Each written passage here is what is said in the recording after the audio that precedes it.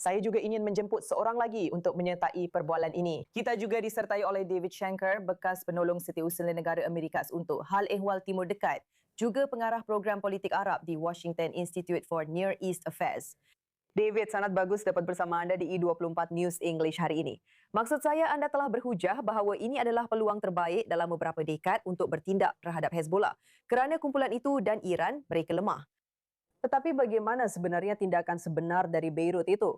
Dan secepat mana kita perlu melihatnya? Baiklah, selamat malam kepada anda dan para penonton anda. Saya rasa ada kebimbangan di Lubnan bahawa konfrontasi ketenteraan dengan Hizbullah akan menyebabkan Hizbullah kembali kepada dasar keganasan terhadap kerajaan Lubnan dari 2005 hingga 2018. Hizbullah telah membunuh kira-kira 25 ahli politik, wartawan, aktivis masyarakat sivil dan pengkritik. Jadi saya rasa memang ada kebimbangan tentang perkara itu, tetapi akhirnya pasukan tentera Lubnan perlu mengambil tindakan untuk mengawal dan menguasai wilayah dan akhirnya merampas senjata Hizbullah. Dan mereka selama ini enggan berbuat demikian.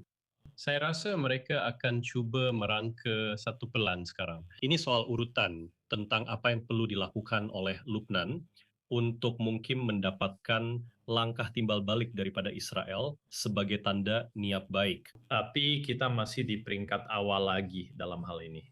Sebenarnya, ada juga perdebatan yang sedang berlaku mengenai tekanan berbanding kesabaran.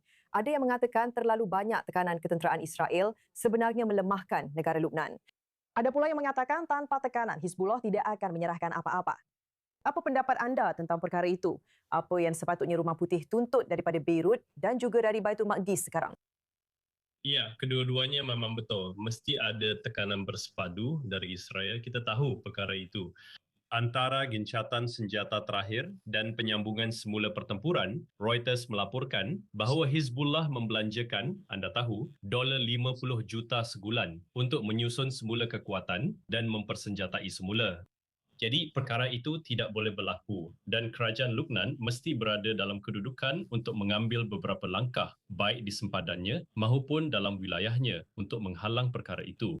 Namun begitu memang benar bahawa anda tahu ini adalah sesuatu yang tidak pernah berlaku sebelum ini, mungkin sejak tahun 92-93 sebenarnya. Ini adalah kali pertama kerajaan Lubnan berunding secara langsung dengan kerajaan Israel dalam perundingan. Dan ia popular serta mendapat sokongan meluas dalam kalangan rakyat Lubnan.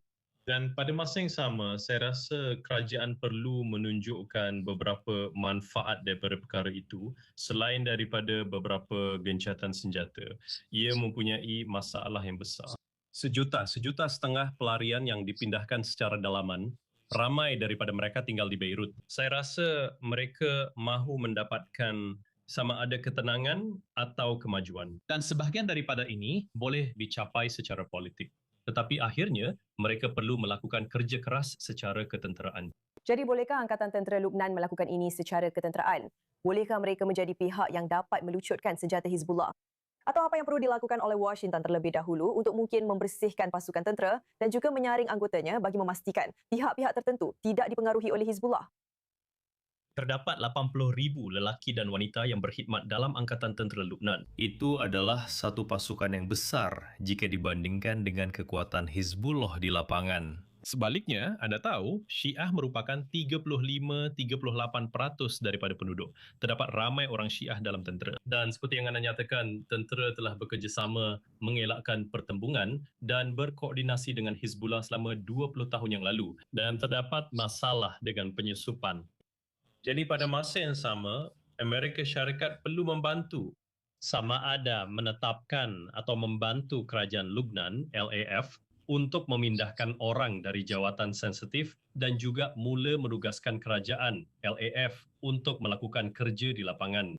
LAF. Sehingga kini, sebahagian besarnya merupakan sebuah organisasi yang bebas. Mereka tidak mengikut arahan kerajaan Lubnan, tetapi mereka telah mengabaikannya pada tahun 2008. Baru-baru ini, mereka tidak mahu melakukan perlucutan senjata dalam apa jua bentuk di utara Sungai Litani. Jadi anda tahu, gabungan membersihkan pasukan daripada unsur bermasalah menyediakan sedikit dana untuk petrol, mobiliti dan sebagainya. Tetapi di sini di Amerika Syarikat, Kongres saya rasa benar-benar ragu-ragu bahawa LAF akan pernah melaksanakan tugas itu.